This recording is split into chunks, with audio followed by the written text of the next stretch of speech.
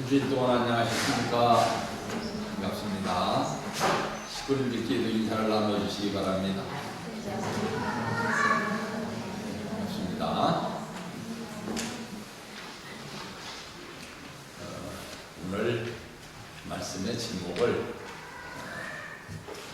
주보에 다 집어넣기가 좀 길어서 꽃은 떨어지게라고 했습니다만, 원래 말씀의 제목은 푸른 마르고 꽃은 떨어지게라는 제목입니다. 읽겠습니다. 그는 창세전부터 미리 알리신 바 된 자나 이 말세에 너희를 위하여 나타내신 바 되었으니, 이 말씀은 무슨 말씀인가 하면, 하나님은 창세전부터 계셨던 분이지만 말세를 위해서 더 밝게, 더 확실하게 지금 나타나시게 됐다, 이 말이에요. 너희는 저를 죽은 자 가운데서 살리시고 영광을 주신 하나님을 그리스도로 믿는 자니, 우리는 어떤 사람들인가 하면은 예수님을 죽은 자 가운데서 살리시고 영광을 주신 하나님을 그리스도로 말미암아 믿는 자니, 우리가 하나님을 누구로 말미암아 믿게 되었느냐? 참 부모님으로 말미암아 하나님을 믿게 됐다, 이 말씀이에요. 너희의 믿음과 소망이 하나님께 있게 하셨느니라. 너희가 진리를 순종함으로 너희 영혼을 깨끗하게 하여 거짓이 없이 형제를 사랑하게 이르렀으니, 이 진리를 우리가 왜 알아야 되느냐? 우리 영혼을 깨끗하게 하기 위해서 진리를 안다, 이거예요. 어떤 사람들은 보면은 꼭 이렇게 말씀을 이제 참 목회자가 하게 되면은 거기에 대해서 자기가 뭐 아는 척 하려고 자꾸 뭐 이렇게 딴 얘기를 하는 사람들이 있어요. 그렇게 하면 마음이 깨끗해지지를 않아요. 마음이 깨끗해지는 사람은 진리를 진리로 받아들여가지고 순종을 하게 될 때, 그런 때 영혼이 깨끗하게 된다, 이 말입니다. 너희가 진리를 순종함으로써 너희 영혼을 깨끗하게 하여 거짓이 없이 형제를 사랑하기에 이르렀으니, 이게 마음이 깨끗하게 되면 어떻게 되느냐? 거짓이 없이 형제를 사랑하게 된다는 말입니다. 형제를 사랑하는데, 우리 이제 그 섭리 가운데서 특히 이제 전도 활동을 하다 보면은 그런 실수를 하기가 쉬운데, 마음을 깨끗하게 하지를 않고 나가서 가식적으로 사람을 상대하게 되는 경우가 있어요. 그렇게 하면은 마음이 깨끗해지지를 않고 사람이 자꾸 이중인격자같이 보인다는 말입니다. 이렇게 되면 안 돼요. 거짓이 없이 형제를 사랑해야 되는 것입니다. 순수하게 마음으로 뜨겁게 피차 사랑하라. 너희가 거듭난 것이니 썩어질 씨로 된 것이 아니요, 우리가 거듭났는데 썩어질 씨로다 거듭난 것이 아니고 썩지 아니할 씨로 된 것이니 하나님은 살아있고 항상 있는 말씀으로 되었느니라. 썩지 아니할 씨, 진리의 씨로 우리가 거듭났다 하는 것을 말씀드리는 거예요. 그러므로 모든 육체는 풀과 같고 그 모든 영광이 풀의 꽃과 같으니, 우리 육체는 어떤 것이냐? 풀과 같고, 이 육신을 쓰고 있는 우리가 누리는 영광이라고 하는 것은 풀의 꽃과 같다. 풀은 마르고 꽃은 떨어지되 오직 주의 말씀은 세세토록 있도다 하였으니, 너희에게 전한 복음이 곧 이 말씀입니다. 왜 이 말씀 제목을 우리가 택하게 되었는지 말씀 안 드려도 아시겠죠? 그죠? 지금은 풀이 마르고 꽃이 떨어지는 계절입니다. 풀이 마르고 꽃이 떨어져야만 뭐가 됩니까? 열매가 맺히죠, 그죠? 열매가 맺혀야만 그 존재의 가치가 있는 것이지, 열매가 맺히지 않으면 아무 가치가 없다 하는 것을 말씀하고 있는 것입니다.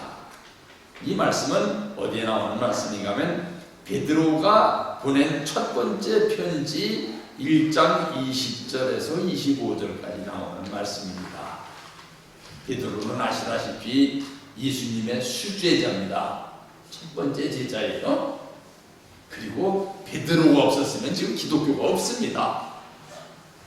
늘 말씀을 드렸지만 베드로는 참 위대한 인물이었어요. 왜 위대했었는가 하면 베드로를 중심으로 한 예수님의 12제자가 다 성격이 뭐랄까 모난 사람들이에요. 개성이 강한 사람들이에요. 그래서 특히 3제자 가운데 요한은 어떤 사람이었는가 하면 베드로한테 그렇다면은 어째 네가 수제자냐고 나를 더 사랑하셔서 나를 더 대하들었어요. 그런데 그거를 베드로는 어떻게 했는가 하면 꿀꺽 참으면서 맞다고 했다고. 난 참 수제자가 될 자격이 없는 사람인데 예수님이 수제자로 참 이렇게 삼아주셔서 내가 어떻게 수제자가 될 수 있는지 나는 그냥 따라서 순종할 뿐이지 난 아무 자격이 없는 사람이라고 참았으니까 기독교가 있는 거예요. 안 그렇고 말입니다.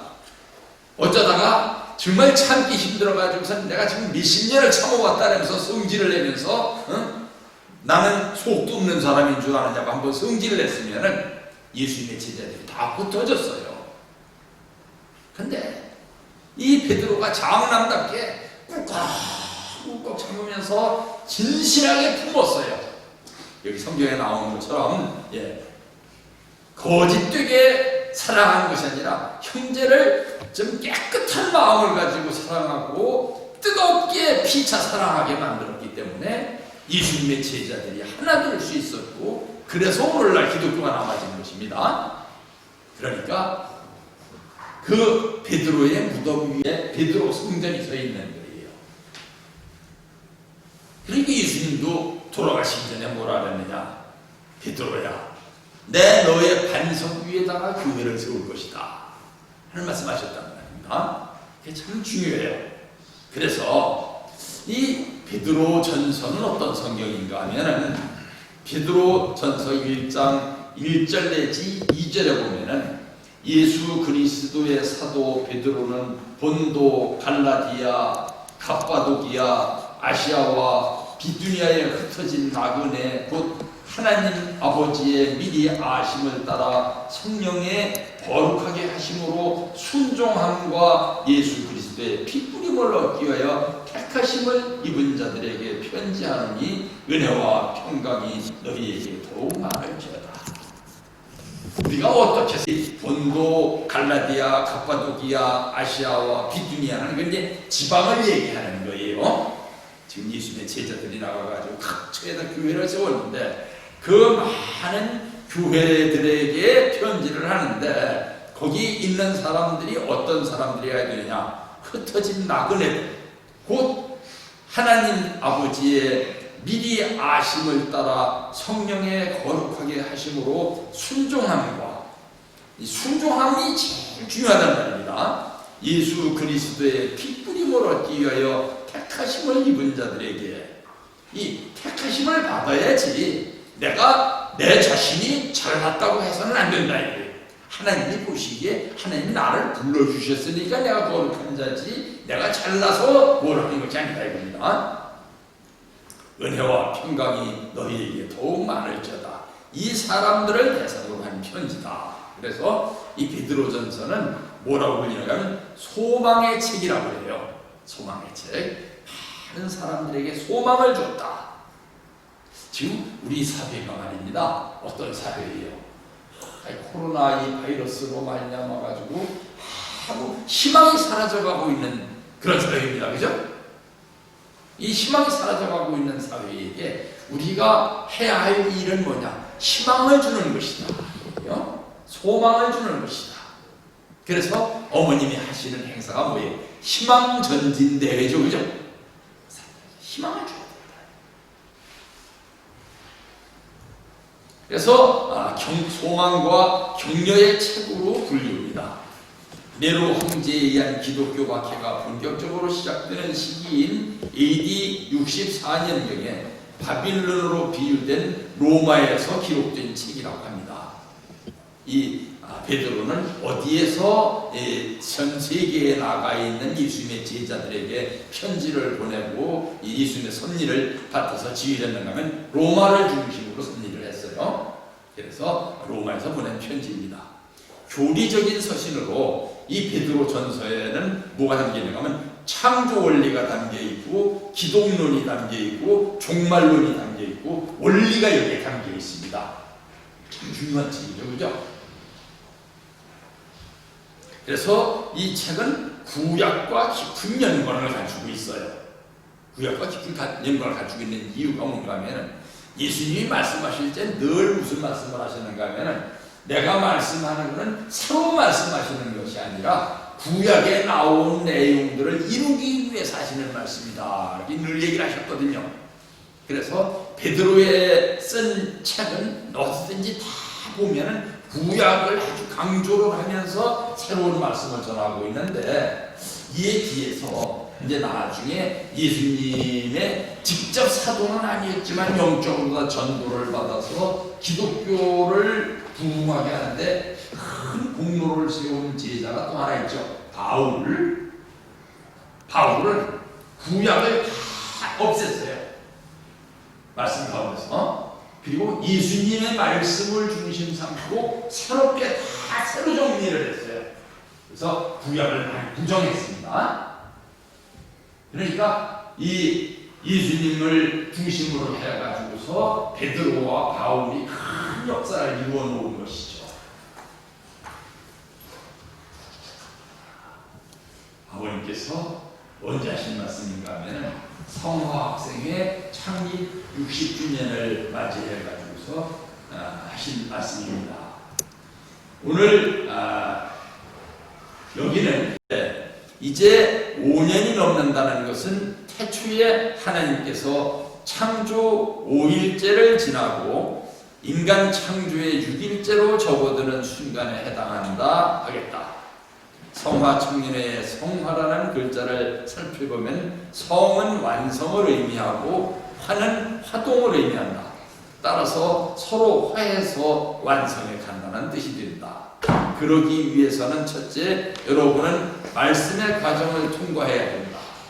사람이 신앙을 하려면 제일 먼저 뭐를 통과해야 되느냐? 말씀의 과정을 통과해야 된다 이거예요. 뭐 원리 몰라도 뭐 교회만 열심히 나가면 되지 뭐 이런 신앙은 신앙이 아니다. 우리 신앙은 말씀의 과정을 통과를 해야 된다. 그래서 일본 선교사님들이 매주 일요일 예배 나와서 이 원리 강의 하죠, 그죠? 여러 사람이 듣게 하는 것도 목적이 있지만 자신이 공부하는 데 목적이 있다 이거예요. 자신이 공부하면서 뭘 하냐? 말씀의 과정을 통과해야 된다는 말입니다. 둘째는 인격적으로 하나님이 의논할 수 있는 존재가 되어야 한다. 어떤 어려움 속에서도 나는 너희와 같지 않다. 역사적으로도 시대적으로도 평면적으로도 어디를 보아도 그렇다고 할 수 있어야 된다. 너희와 같지 않다는 얘기는 어떤 얘기냐? 세상과 같지 않다 이거예요. 나는 세상과 같지 않다. 세상에는 이렇게 돼 있고 그것이 현실이고 세상이 다 이렇게 돌아가고 있지만 나는 세상과 같이 살지 않는다. 네, 말씀에 입각해서 산다 이거예요. 그래서 하나님의 말씀을 중심 삼고 사는 사람을 어떤 사람이라 그러냐? 인격적인 사람이다 얘기한다 이거예요. 그래서 말씀, 인격, 심정이라고 그랬죠, 그죠?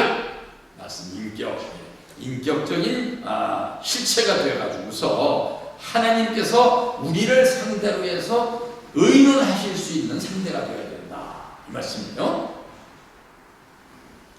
모든 어려운 일에는 내가 움직이지 않으면 안 된다는 결심이 있어야 된다. 여러분의 그 움직임이 사탄 세계에 걱정거리가 되게 하지 않으면 안 된다. 세상 사람들이 그거 참 기분 좋구만, 기쁘구만, 그렇게만 돼서는 안 된다 이거예요. 세상 사람들이 아이고 저 사람이 저렇게 해가지고선 세상이 어떻게 되려고 그래? 걱정하게 만들어야 된다 이거예요. 새로운 세상을 만들어야 돼. 아닙니까? 세상과의 단절을 일으켜야 된다는 말입니다.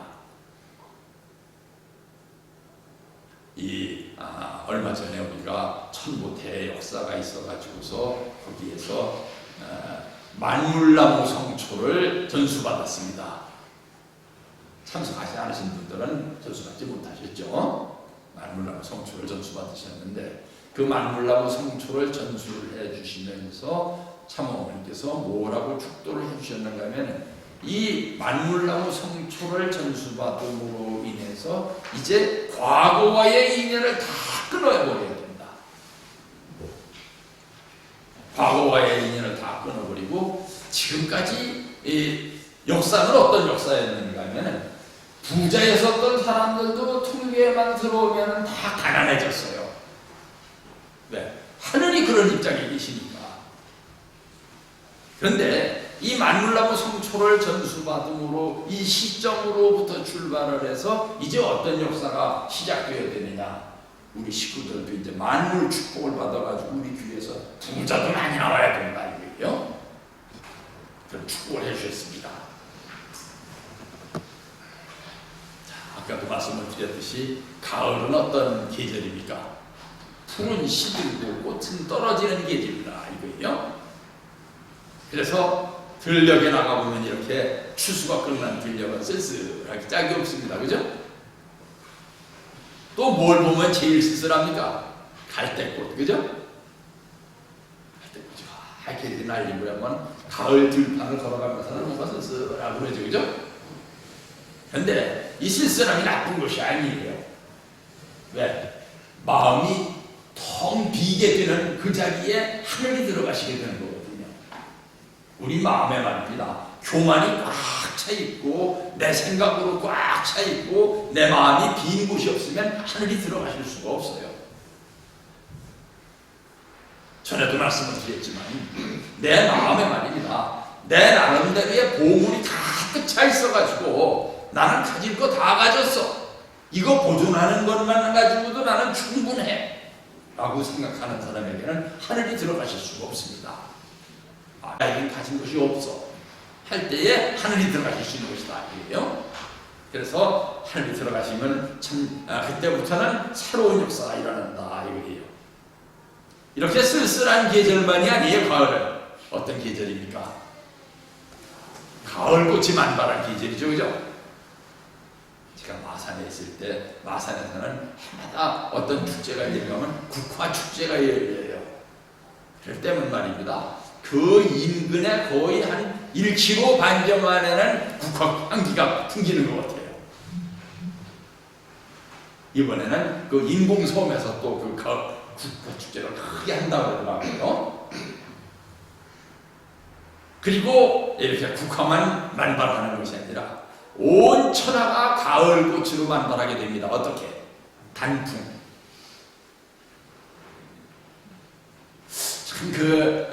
사람의 마지막이 이 단풍처럼 아름다워야 된다고 저는 생각을 해요. 제가 옛날에 학사장으로 있다가 이제 참 학사장 하기에는 좀 나이가 많다 그래가지고서 중앙대 교육부장으로다가 참 이렇게 발탁이 돼가지고 올라가면서 야 이제 학사장은 마지막이구나 생각을 하니까 좀 쓸쓸한 마음도 들었어요. 그래서 제가 부산에 있으면서 말입니다. 자기 반에서 1등하는 애들만 16명을 연구를 했어요. 이제 그 학생들을 앞에 놓고서 제가 이임사를 하는데 뭐라고 이임사를 했는가 하면은 이장희라고 하는 그 시인이 있었는데 그 이장희라는 시인이 쓴 저녁이라는 시를 낭송해 줬어요. 그 시에 보면은 어떤 대목이 나오는가 하면은 그러면 주여 젊어서 시들은 나의 혼을 영원한 안식으로 멱감게 하소서 이런 대목이 나옵니다. 그런데 제가 그 시를 대목을 읽으면서 뭐라 그러는가 하면은 인생은 시드는 것이 아니다 라는 얘기가 있습니다. 인생은 영원히 꽃피는 것이다. 어릴 때 꽃 피어서 젊은이가 되고 젊은이가 꽃 피어서 장년이 되고 장년이 꽃 피어서 노년이 되고 노년이 더 활짝 꽃 피어서 연기로 가는 것이다 이거예요. 그러므로 많이 피어나는 것이 되어야 된다. 나는 또 하나의 꽃을 피우기 위해서 이제 학사장직에서 따라서 중앙직에 가서 이제 행정직으로 교육부장을 맡게 되겠지만 여러분들은 앞으로 계속 꽃을 피워야 할 사람이다 하는 의미로 다 얘기를 했는데, 단풍은 어떤 것이냐? 떨어지기 전에 또 한 번 꽃 피는 거예요, 그죠? 참 아름다운 것이 단풍입니다. 그래서 이렇게 계속 피어난, 오늘 왜 이런 설교를 하는지 또 아세요? 우리 오지구 안에서만 4분의 목사님들이 오늘 은퇴를 하시게 됩니다. 그분들이 은퇴를 하시게 되면은, 아이고, 이제 은퇴를 하게 되면은, 뭐 또 할 일도 없고, 나이가 70이 넘었으니 이제 어디 가서 뭘 할 거나, 이래지를 말고, 제2의 인생이 꽃 피어야 된다, 이거예요. 그래서 제2의 인생이 꽃 피는데 어떤 꽃을 피느냐? 사랑이라는 꽃이 피어야 된다. 사랑을 이루는데도 순서가 있습니다. 사랑은 어떻게 이루어야 되는가 하면은 제일 먼저 말씀에 의한 결단을 가져야지 사랑이 정말 사랑답게 피어나게 하는 것입니다. 어느 날 갑자기 청춘 남녀가 만나가지고선 눈길이 부딪히면서 불꽃이 일었다 해가지고 그것이 사랑이 아니에요. 그 사랑은 자칫하면 인생을 망치게 만들 수 있어요. 그 불꽃이 일었을 때에 그 불꽃을 원칙을 중심 삼고 피워야 된다 이거예요. 원칙도 없이 막 그 사랑의 감정을 가지고 함부로 행동을 하다가는 인생이 완전히 타락해버린단 말입니다. 그래서 말씀에 의한 결단을 먼저 하고 그 다음에 인격이 순차적으로 형성이 됩니다. 그리고 하나님과 참부모님의 사랑을 본받게 될 때에 그 사랑이 완성되는 것이기 때문에, 그래서 사랑은 어떤 사랑이라 해? 내리사랑이라 합니다. 내리사랑. 하나님으로부터 내려오는 사랑이다 이거예요. 불교에 인과응보식 신앙이라는 것이 있는데, 인과응보라는 건 뭐냐면 원칙에 따라 가지고선 무슨 죄를 지었으면 꼭 그 죄에 대한 벌을 받게 되어 있다. 그건 좀 1차적인 생각입니다. 우리 원리와 우리 뜻을 중심으로 삼는 기독교적인 사랑이라는 건 뭐냐? 실수를 했어도 회개하고 용서를 주면 용서를 받을 수 있는 사랑이다 이거예요. 가을은 결실의 계절입니다. 결실의 계절인데 이 결실을 바라보면서 허무하고 공허한 마음을 갖는 수가 있습니다. 왜? 가을은 마음을 비우는 계절이기 때문입니다. 근데 마음을 비우고 나면 비로소 뭐가 생기느냐? 꿈이 생깁니다.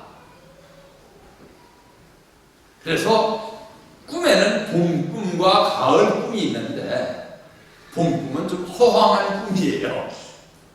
근데 가을은 현실적인 꿈입니다. 가을은 청소의 계절입니다.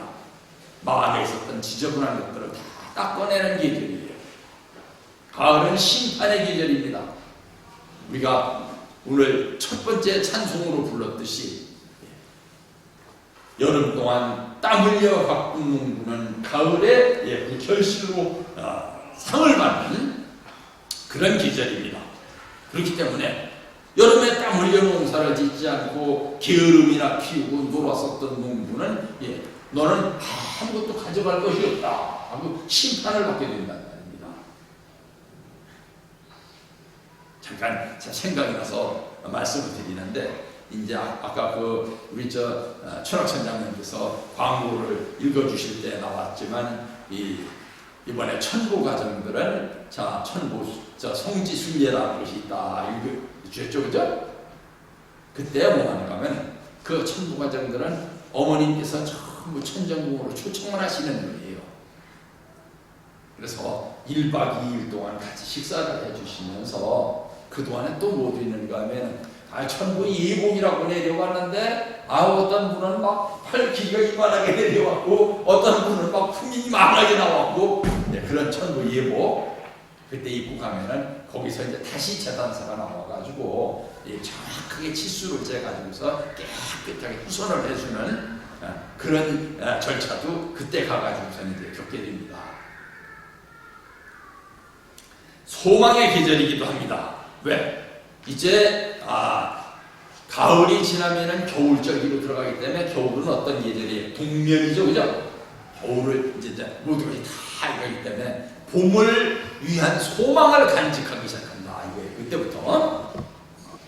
그리고 격려의 계절입니다. 독서의 계절입니다. 제가 그런 얘기를 많이 합니다만은 전 그 학생들을 이래 지도를 제가 한 20년 동안 했잖아요. 20년 동안이나 대학생들을 지도를 하다 보니까 전 당연한 얘기지만 깨달은 게 뭔가 하면 공부 잘하는 사람이 더 열심히 하더라고요.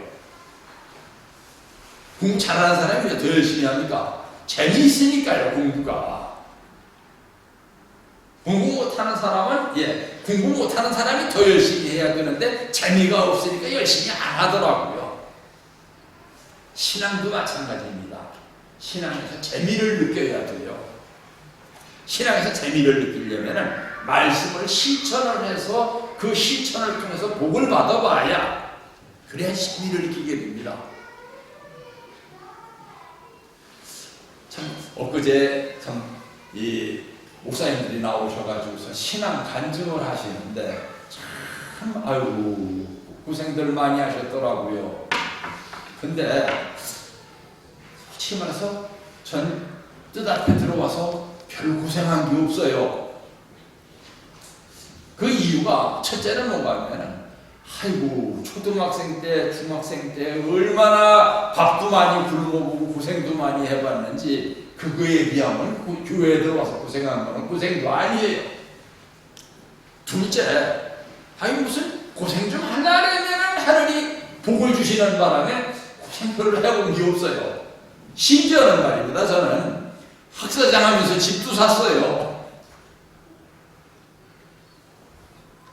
이런 얘기하면 참 어떻게 학사장 하면서 이렇게 돈을 많이 벌어서 자꾸 하늘이 복을 주시는데 어떡합니까?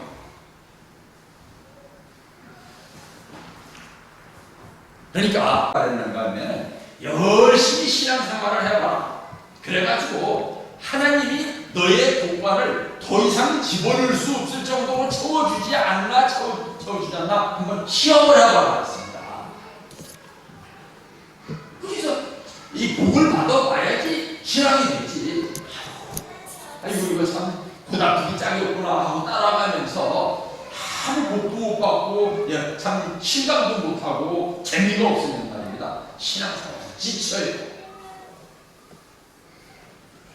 그러니까 신앙을 절대적으로 해가면서 거기서 하나님이 주시는 복을 받고 감사를 해봐야 신앙을 열심히 할 수 있게 된다는 말입니다. 만들 수 있는 계절이 되어야 됩니다.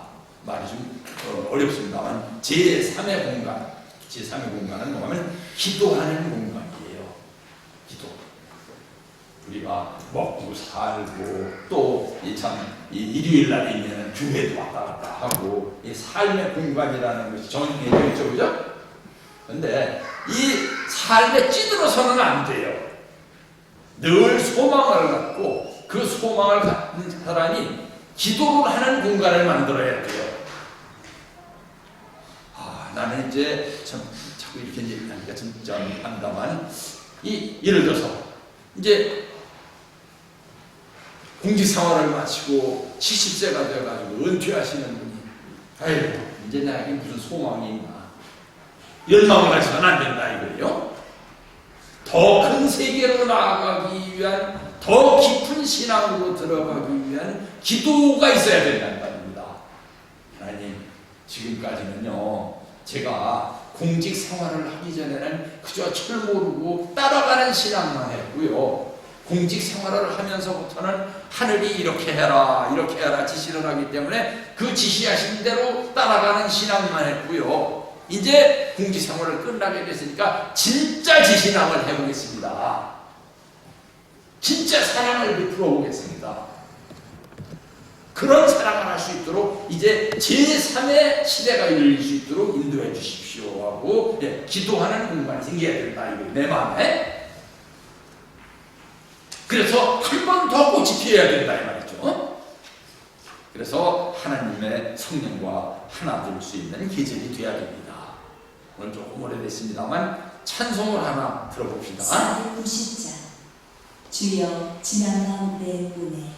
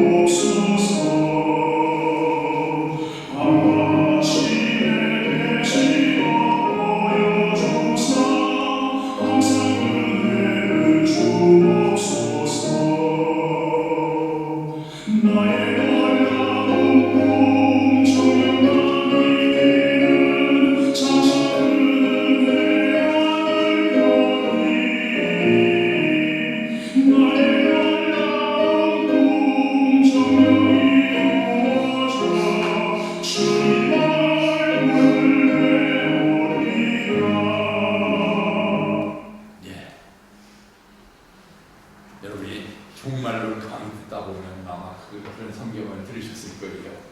내가 끝날에 내 영을 물붓듯이 부어주리니 젊은이는 환상을 볼 것이요 늙은이는 꿈을 꿀 것이다. 이런 얘기가 나옵니다. 노인일수록 꿈을 꿔야 됩니다. 그리고 그 꿈이 이루어지도록 기도를 해야 됩니다. 내가 이제 무슨 꿈이 있어? 나는 이제 다 끝났어 이제. 그런 사람이면 할 수 없죠. 늙을수록 더 꿈을 꾸고 더 희망에 벅차서 살아야 돼요. 좀 딴 얘기입니다만 지금 이제 100세가 넘은 철학자가 한 사람이 있는데 연세대학교에서 철학을 강의했던 김형석 교수라는 교수예요. 그 김형석 교수한테 기독교 광고 아나운서가 가서 인터뷰를 하면서 물었습니다. 교수님, 이렇게 100세가 되도록 건강하신 비결이 뭐예요? 그랬더니 늙을수록 사랑을 해야 된다. 이거예요.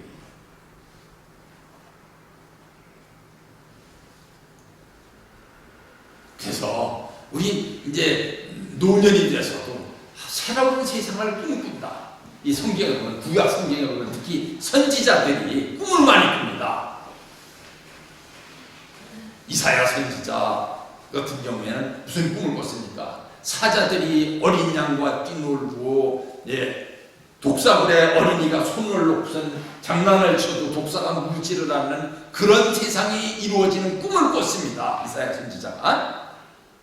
그처럼 우리 신앙인들은 늘 이상을 가지고 살아야 돼요. 옛날에 이상헌 선생님이라는 분이 계셨습니다. 통일사상을 쓰신 그 이상헌 선생님이 교수님, 사람은 이상을 가지고 살아야 된다고. 그 이제 북한인 고향 계시니까 이상이라는 말을 하려고 꼭 이상이라고 하고 이상이라고 그랬습니다. 이상을 가지고 살아야 되고 하면서 그 사람이 꿈을 가지고 살아야 돼요. 나이 많을수록 나 이제 뭐 늙어서 아무 꿈도 없고 꿈도 없다라가지고 낙엽 떨어지는 벤치에 앉아가지고 눈물이나 뚝뚝 흘리고 앉았고 그래서는 안 된다는 말이에요. 나이 먹을수록 더 꿈을 가지고 더 열심히 그 꿈을 실현하기 위한 삶을 살아야 된다는 것이죠.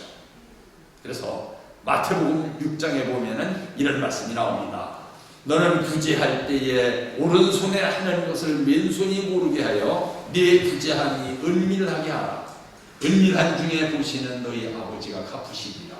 또 너희가 기도할 때에 외식하는 자와 같이 되지 마라. 너희는 사람에게 보이려고 회당과 큰 거리 어귀에 서서 기도하기를 좋아하느니라. 내가 진실로 너희에게 이르노니 저희는 자기 상을 이미 받았느니라. 너는 기도할 때 네 골방에 들어가 문을 닫고 은밀한 중에 계신 네 아버지께 기도하라. 은밀한 중에 보시는 네 아버지께서 갚으시리라. 또 기도할 때에 이방인과 같이 중언부언하지 마라. 저희는 말을 많이 하여야 그런 얘기입니다. 솔직하게 얘기할게요. 목사가 되면 말입니다. 외식을 안 할 수가 없어요. 꼭 식구들 앞에서 내가 지난주에는 뭘 했는데 하면서 얘기를 꼭 자기 자랑을 좀 해야 돼요. 목사는. 안 그러면 누가 목사가 뭐 했는지 알아야 말이죠. 그런데 이런 삶을 살다가 이제 목사에서 은퇴하고 나면 자랑을 할 필요가 없다는 말입니다. 그러니까 골방에 들어가가지고선 정말 하나님만이 아시는 기도를 하고 하나님만이 아시는 사랑을 베풀어야 된다는 말입니다. 오른손이 하는 일을 왼손이 모르게 하라 했었는데 목사 현직에 있을 때는 말입니다. 밖에 나가서 뭐 좀 하고 왔으면 내가 누구를 위해서 뭐를 했다고 얘기를 하는 때가 많거든요. 이제 목사를 은퇴를 하고 나면은 그런 할 필요 없잖아요, 그죠? 그래서 정말 은밀한 사랑을 하고 은밀한 기도를 하고 그 가운데서 하나님과의 대화를 하고 그런 삶을 살아야 된다는 얘기죠. 그래서 예수님께서는 언제 기도를 많이 하셨는가 하면 새벽에 기도를 많이 하셨어요. 밤에 말입니다. 특히 이제 낮에는 되게 옮겨 다니셨으니까 낮에는 그런 시간이 없는데 밤만 되면 제자들이 질문을 합니다. 선생님, 이런 거는 뭐예요? 이런 거는 어떻게 해야 돼요? 왜 이런 거는 이렇게 되지요? 하고 질문을 해요. 근데 그 질문 가운데는 말로 답변을 할 수 없는 질문이 많이 있습니다. 말로 설명한다고 해서 다 진리가 아니에요. 진리는 보이지 않는 것이에요, 사실은. 그래서 예수님이 그래? 내가 한번 하나님한테 물어보고 밤에 나가셔가지고서 새벽이 될 때까지 이슬을 맞으면서 밤새도록 기도하시고 나서 새벽에 보니까 제자들이 보니까 예수님이 없어요. 바깥에 나가 보니까 이슬을 맞으면서 밤새도록 기도를 하셨다는 말입니다. 아이고 선생님, 왜 이렇게 이슬을 맞으면서 이렇게 이게 다 감기 드시면 어떡하려고요? 그랬더니 그제서야 예수님께서 말씀하시는 거예요. 내가 어제 네가 질문한 것을 밤새도록 기도를 하면서 하나님한테 물어봤더니 하나님께서 이렇게라 하시더라. 그래, 여긴 왜 이렇게 전도가 안 된다고 그래요? 하나님이 그러시는데 다른 데 가서 전도하라 그러시더라. 그러면서 다른 데로 이동을 하시더라 하고 나오는 내용입니다. 이 얘기가 마가복음에 나오는 얘기예요. 새벽 오히려 미명에 예수께서 일어나 나가 한적한 곳으로 가서 거기서 기도하시더니 시몬과 및 그와 함께 있는 자들이 예수의 뒤를 따라가 만나서 가로되 모든 사람이 죽을 쳤나이다. 밤새도록 안 모였으니까 쳤죠. 쳤나이다. 이르시되 우리가 다른 가까운 마을들로 가자. 거기서도 전도하리니 내가 이를 위하여 왔노라 하시고 이에 갈릴리에 다니시며 저희 여러 회당에서 전도하시고 또 귀신들을 내어 쫓으시더라.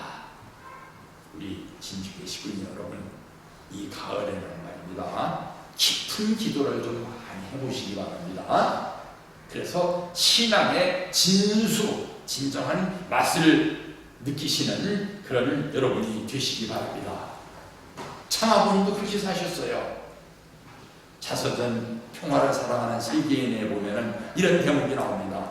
손가락질 당하는 소롱을 겪었지만 나는 조금도 굴하지 않았습니다.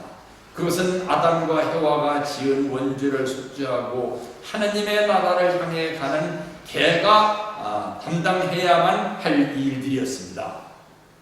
본래 해가 뜨기 직전이 가장 어둡다고 합니다. 나는 하나님께 매달려 기도하는 것으로 어두움을 이겨냈습니다. 잠깐 눈을 붙이는 시간을 빼놓고 하루의 모든 시간을 기도하는 데 바쳤습니다.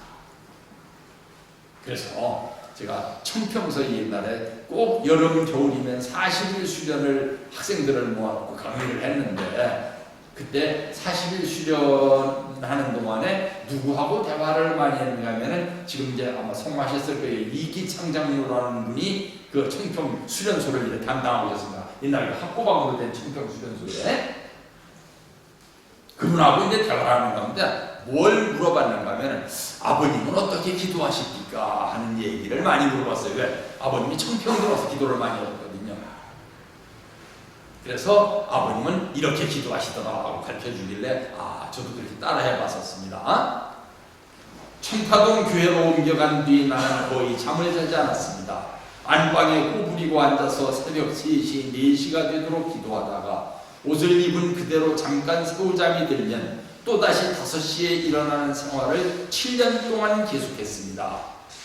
정성을 퍼부어라, 졸음 가운데도 퍼부어라, 지치도록 퍼부어라, 배가 고파도 퍼부어라 라고 되뇌이며 온갖 반대와 헛소문 속에서도 씨앗을 심는 심정으로 기도했습니다.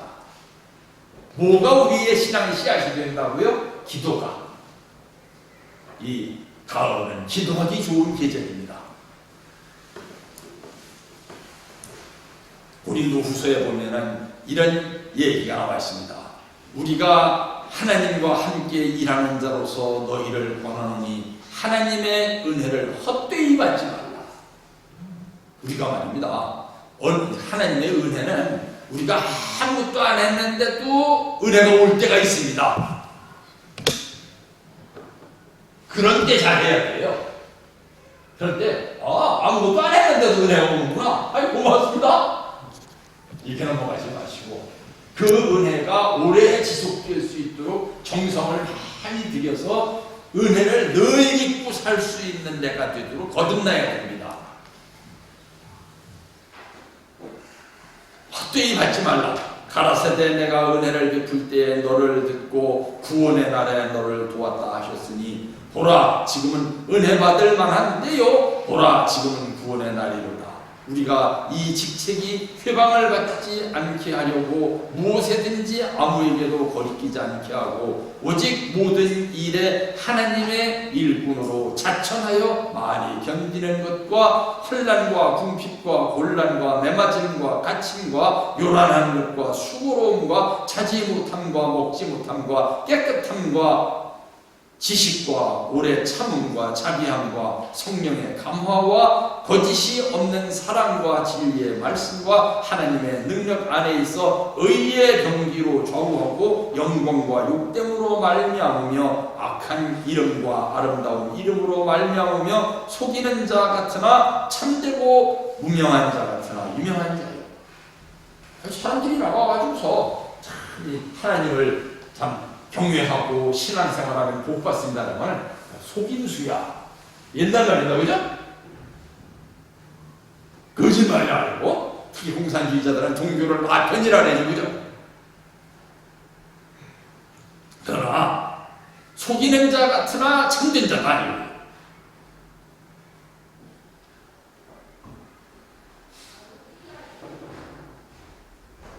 그래서 참되고 무명한 자 같으나 유명한 자예요. 우리가 세상에 살면서 참 세상사람 그거 하면 누가 알아줘 이렇게 얘기했지만 무명한 자 같지만 그것이 참 유명한 자로 죽은 자 같으나 보라 우리가 살고 징계받는 자 같으나 죽임을 당하지 아니하고 근심하는 자 같으나 항상 기뻐하고 가난한 자 같으나 많은 사람을 부유하게 하고 아무것도 없는 자 같으나 모든 것을 가진 자로. 가을은 공허한 계절입니다. 그러나 성경에 보면은 땅이 혼돈하고 공허하며 흑암이 깊음 위에 있고 하나님의 신은 수면에 운행하시니라 하는 말씀이 창세기 시작에 나옵니다. 마음을 비우면 그곳에 하나님이 거하실 수 있는 것입니다. 가을은 자신을 창조할 수 있는 계절입니다. 이제 말씀을 마치려고 합니다. 가을은 꽃이 떨어지는 계절입니다. 꽃이 떨어져야만 결실을 맺는 것입니다. 이런 비행기 보신 적 있죠? 그죠? 팬텀. 이런 비행기가 얼마 전에 말입니다. 이제 사명이 다 끝났으니까 이렇게 돼가지고 공군사관학교에 이제 전시물로다가 하는 겁니다. 물건도 이렇게 때가 되면은 은퇴식이 있습니다. 비행기가 이제 너는 이제 저 전투기로서는 쓸모가 없어 하면서 은퇴돼 가지고서 어디 이제 들판에 전시대로 나가는 거예요. 풀은 마르고 꽃은 떨어지되 오직 주의 말씀은 세세토록 있도다 하였으니 너희에게 전한 복음이 곧 이 말씀이니라. 말씀을 중심 삼고 사는 사람은 풀은 마르고 꽃은 떨어지지만 영원히 피어나는 꽃이 되고 영원히 열매 맺는 열매가 되어서 모든 이에게 복을 주게 되는 것입니다. 그래서 이런 성경에 나오는 본문 말씀을 중심 삼고 설교를 했습니다. 다 함께 기도하겠습니다. 감사하신 하늘 부모님, 천지인 참부모님, 어제 저희는 10월의 마지막 밤을 지냈습니다. 어떤 가수가 10월의 마지막 밤이라는 노래를 불렀지만, 그래서 이제 2020년이 2달밖에 남지 않았지만 이 남은 2020년의 2달을 그 어느 때보다도 꽃 피우고 기쁨을 노래할 수 있는 계절로 만들어갈 수 있도록 우리 진주교회 식구 모두에게 아버지의 은총이 함께하여 주옵시기를 빌고 나오니, 그 어느 때보다도 기도에 힘쓰고 마음을 깊게 하며 진실한 사랑을 베풀 수 있는 계절이 되게 인도하여 주옵소서. 이 모든 말씀을 축복 중심 가정인 예수님 이름으로 보고 드렸사옵나이다.